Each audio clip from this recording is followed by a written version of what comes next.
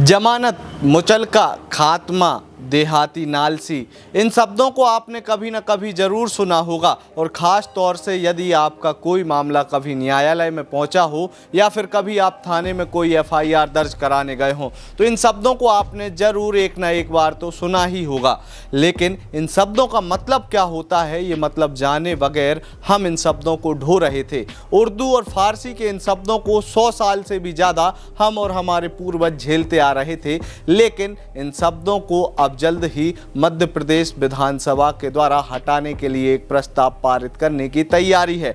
और बता दें कि इन शब्दों को झेलना अब आपको नहीं पड़ेगा। नमस्कार, मेरा नाम है अंकित और आप देखना शुरू कर चुके हैं आयुध। आज के वीडियो में हम बात करेंगे कि आखिर मध्य प्रदेश विधानसभा में ऐसा कौन सा शासकीय संकल्प पत्र जारी होने वाला है जिसके माध्यम से लगभग 100 साल से भी पुराने इन उर्दू और फारसी शब्दों को शब्दावली से हटा दिया जाएगा। भारत में मुगलों के आक्रमण के बाद से ही मुगलों की निशानियां अभी तक बदस्तूर जारी हैं, जिन्हें बगैर मतलब के हम लोग ढोते चले आ रहे थे। मुगल तो चले गए लेकिन कई ऐसी चीज़ें छोड़ गए थे जिनका उपयोग अभी भी हम जाने अनजाने में अपनी दिनचर्या में कर रहे थे और कभी उन्हें बदलने का प्रयास नहीं किया गया। ऐसी ही शब्दावली में भी मुगल और मुगलों के वंशज घुसपैठ करके गए थे, जिसने भारतीय संस्कृति को तोड़ने का प्रयास किया, भारतीय शब्द शैली, भारतीय भाषा शैली को भी विखंडित करने का प्रयास किया।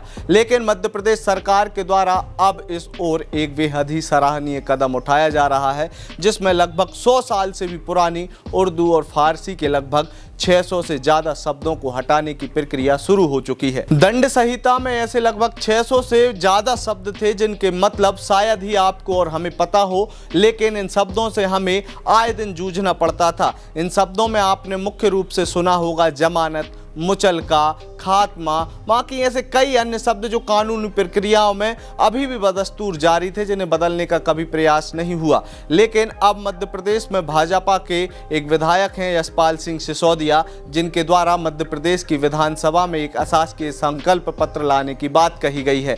बता दें कि ये अशासकीय संकल्प पत्र मध्य प्रदेश विधानसभा में पारित होने के बाद मध्य प्रदेश सरकार इसको केंद्र की सहमति से इन शब्दों को दंड संहिता से हटाने का प्रयास करने में जुट चुकी है। और ये आज से नहीं बल्कि वर्ष 2015 से प्रक्रिया चालू है, जब सीएम शिवराज सिंह का एक बयान आया था कि मुगलों की इन निशानियों को हम क्यों झेलते आ रहे हैं। बता दें कि वर्ष 2015 में मध्य प्रदेश की राजधानी भोपाल में एक विश्व हिंदी सम्मेलन हुआ था। उस विश्व हिंदी सम्मेलन में इन शब्दों को हटाने की बात चली थी और तब से ही रिसर्च शुरू हो गई थी कि इनकी जगह पर नए शब्दों का कैसे उपयोग किया जा सके। उसके बाद अब 2015 से वर्ष 2023 आ चुका है, जिसके बाद अब विधानसभा में इस तरीके की कोई बात उठी है जिन बात के माध्यम से इन शब्दों को हटाने की प्रक्रिया अब नया रूप लेते हुई नजर आ रही है। 2015 से चली आ रही यह प्रक्रिया अब जब मूर्त रूप लेते हुई दिखी तो हर बार की तरह इस बार भी कांग्रेस के विधायक और कांग्रेस के नेताओं ने इस जो सराहनीय कदम जनता जिसको कह रही है उसमें कहीं ना कहीं खलल डालने का प्रयास किया है। कांग्रेस के नेता प्रतिपक्ष डॉक्टर गोविंद सिंह ने मीडिया से बात करते हुए कह दिया कि भाजपा विघटन की राजनीति कर रही है। सबसे पहले गोविंद सिंह का ये बयान सुनिए। भारतीय जनता पार्टी इस देश में विघटन करा के टुकड़े कराना चाहती है।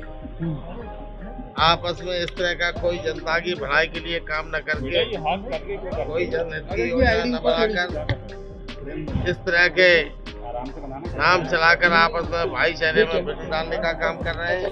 यही नहीं, जब कांग्रेस में कोई एक नेता बयान दे देता है तो बाकी नेताओं में होड़ मच जाती है कि कैसे मैं इसके बयान को फीका करके खुद का रंग जमा लूं। इसी प्रकार की एक कोशिश में जुटे हैं डॉक्टर सज्जन सिंह वर्मा, जिन्होंने इस बयान में अपना मुस्लिम प्रेम साफ तौर पर दर्शाया है। उन्हें मुस्लिमों से इतना प्रेम उभरा कि उन्होंने तो यहाँ तक कह दिया कि भारतीय जनता पार्टी के नेताओं के द्वारा देश में एक विशेष वर्ग को टॉर्चर करने की प्रक्रिया शुरू कर दी है। उन्हें पीएम मोदी के निर्देश हैं कि आप शहरों के नाम बदलो, इमारतों के नाम बदलो। आप खुद ही सुनिए, मैं क्या बताऊंगा। सज्जन सिंह वर्मा की बात को आप खुद ही सुनिए, वो क्या कहते हुए नजर आ रहे हैं। देखिए नरेंद्र मोदी ने एक सूत्र दे रखा है पूरे भारत के भाजपाइयों को कि सड़कों के नाम बदलो, इमारतों के नाम बदलो, ऐसा कृत्य करते रहो कि हिंदू और मुसलमान बटे रहें।